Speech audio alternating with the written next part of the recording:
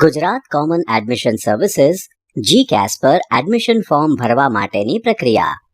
સૌપ્રથમ gcas.gujgov.edu.in website પર જવું. આપને આ પ્રકારનું વેબ પેજ દેખાશે. હવે આ પેજમાં ઉપરની બાજુએ અપ્લાય નાવનું બટન આપેલ છે, તેના પર ક્લિક કરો. જ્યારે તમે અપ્લાય નાવ પર ક્લિક કરશો ત્યારે તમારી સામે આ પ્રકારનું એડમિશન માટેનું રજિસ્ટ્રેશનનું પેજ ખુલશે. એડમિશન માટેના રજિસ્ટ્રેશનને લગતી જાણકારી તમે અહીંથી મેળવી શકશો. ત્યારબાદ આ પેજ પર તમારી વિગતવાર માહિતી ભરવાની રહેશે. જો તમે અંડર ગ્રેજ્યુએટનો કોર્સ કરવા માંગતા હો તો અંડર ગ્રેજ્યુએટ કોર્સીસ વિકલ્પ પસંદ કરો. ત્યારબાદ તમારે અરજદારનું નામ, જન્મ તારીખ, કેટેગરી, જાતિ, ઈમેલ આઈડી અને મોબાઈલ નંબરની વિગતો ભરવાની રહેશે. અરજદાર એક મોબાઈલ નંબર અને એક ઈમેલ આઈડી પરથી માત્ર એક જ વખત નોંધણી કરાવી શકશે. હવે ગેટ OTP પર ક્લિક કરશો એટલે તમે જે મોબાઈલ નંબર અને ઈમેલ આઈડી આપેલ હશે તેના પર એક OTP આવશે. તેને અહીં આપેલ બોક્સમાં દર્શાવવાનો રહેશે. OTP દાખલ કર્યા બાદ તમને તમારા રજીસ્ટર કરેલ મોબાઈલ નંબર અને ઈમેલ આઈડીમાં GCAS તરફથી તમારું યુઝર નેમ અને પાસવર્ડ મોકલવામાં આવશે, જેના દ્વારા તમે લોગિન કરી શકશો. લોગિન કર્યા બાદ તમે સ્ક્રીન પર જોઈ શકો છો તે પ્રકારનું ડેશબોર્ડ ખુલશે. ડેશબોર્ડમાં દર્શાવ્યા મુજબ અહીં આપેલ વિવિધ વિકલ્પોની વિગતવાર માહિતી ભરવાની રહેશે. વિકલ્પવાર જેમ જેમ વિગતો ભરવામાં આવશે અને સંપૂર્ણ હશે તેમાં લીલા રંગનું ટિક માર્ક આવી જશે અને જે વિકલ્પમાં કોઈ પણ વિગત અધૂરી હશે તેમાં લાલ રંગનું ક્રોસ માર્ક આવશે, જેથી તમે તમારી બાકી રહેલ વિકલ્પોની વિગતો સરળતાથી પૂર્ણ કરી શકશો. અહીં સૌપ્રથમ તમારે તમારી પ્રોફાઇલ બનાવવાની રહેશે. તેના માટે તમારે અહીં આપેલ પ્રોફાઇલના બટન પર ક્લિક કરવાનું રહેશે, જ્યાં આ રીતે પ્રાથમિક માહિતી દાખલ કરવાની રહેશે, જેમાં તમારો કોર્સ, એપ્લિકેશન નંબર, અરજદારનું નામ, જન્મ તારીખ, ઈમેલ આઈડી અને મોબાઈલ નંબર પહેલેથી જ દાખલ થયેલ હશે.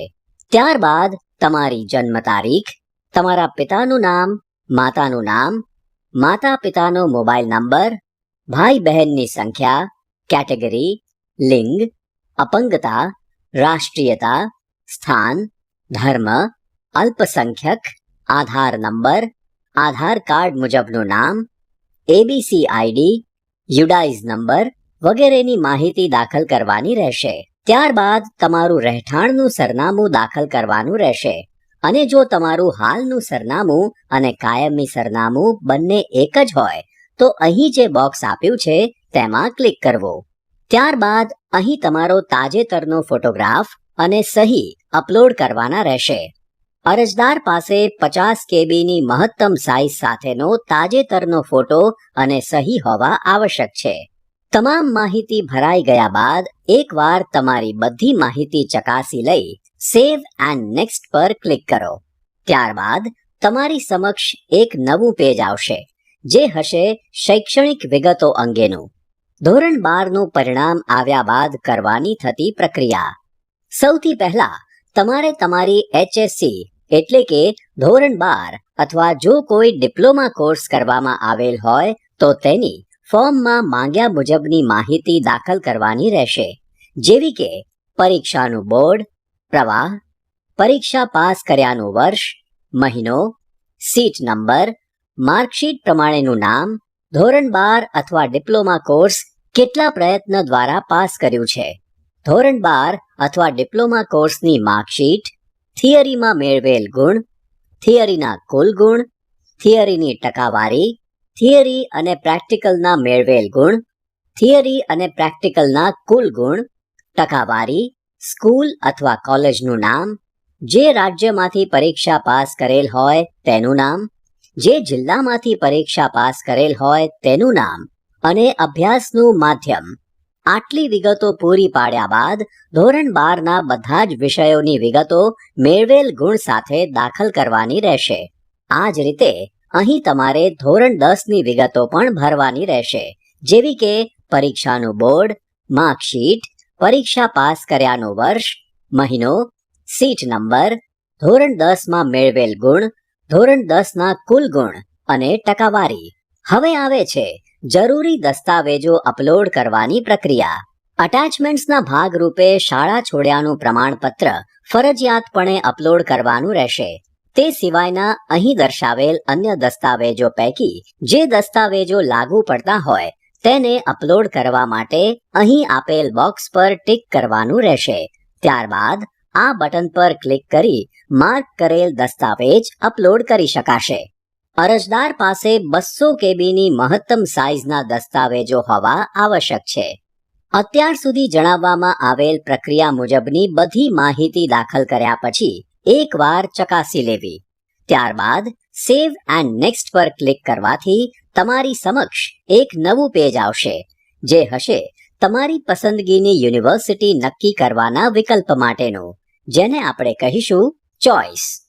આ પેજમાં તમારે તમારા કોર્સનું નામ, યુનિવર્સિટીનું નામ, શિક્ષણ સંસ્થાનો પ્રકાર અને જિલ્લો પસંદ કરવાનો રહેશે, જેના દ્વારા તમને ઉપલબ્ધ કોર્સની વિગતો જોવા મળશે, જેમાંથી આપે આપની પસંદગી કરવાની રહેશે. કોર્સ મુજબની પસંદ કરેલ યુનિવર્સિટી અને કોલેજની તમામ વિગતો તમે અપ્લાઇડ ફોર વિભાગમાં જોઈ શકશો.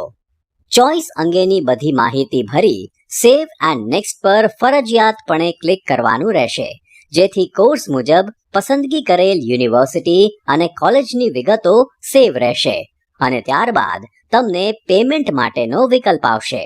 અહીં તમારે તમારી બધી માહિતી ચકાસીને ઇનિશિયેટ પેમેન્ટ પર ક્લિક કરવાનું રહેશે. જો તમારું પેમેન્ટ સફળતાપૂર્વક થઈ ગયું છે, પરંતુ ડેશબોર્ડમાં પેમેન્ટ સ્ટેટસ પેન્ડિંગ દર્શાવતું હોય, તો તમારે ડેશબોર્ડ સ્ક્રીન પર પેમેન્ટ સ્ટેટસની સામે આપેલ રિફ્રેશ બટન પર ક્લિક કરવું, જેથી આપના પેમેન્ટનું સ્ટેટસ અપડેટ થઈ જશે.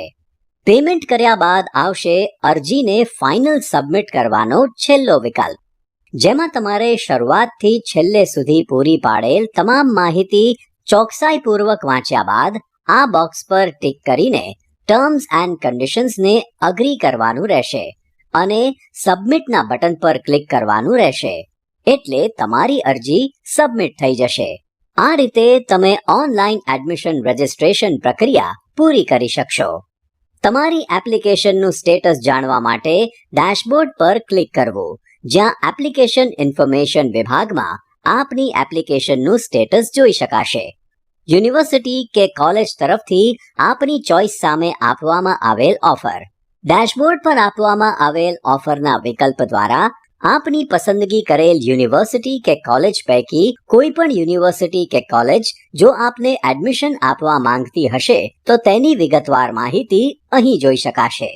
આપની પસંદગી કરેલ યુનિવર્સિટી કે કોલેજ દ્વારા એડમિશન કન્ફર્મ થયા બાદ તેની વિગત આપને અહીં દર્શાવેલ અલોટમેન્ટ વિભાગમાં જોવા મળશે. ડેશબોર્ડ પર જમણી બાજુએ નોટિસ વિભાગ આપવામાં આવેલ છે, જેમાં તમે યુનિવર્સિટી અને કોલેજની તમામ નવી અપડેટ્સ જાણી શકશો.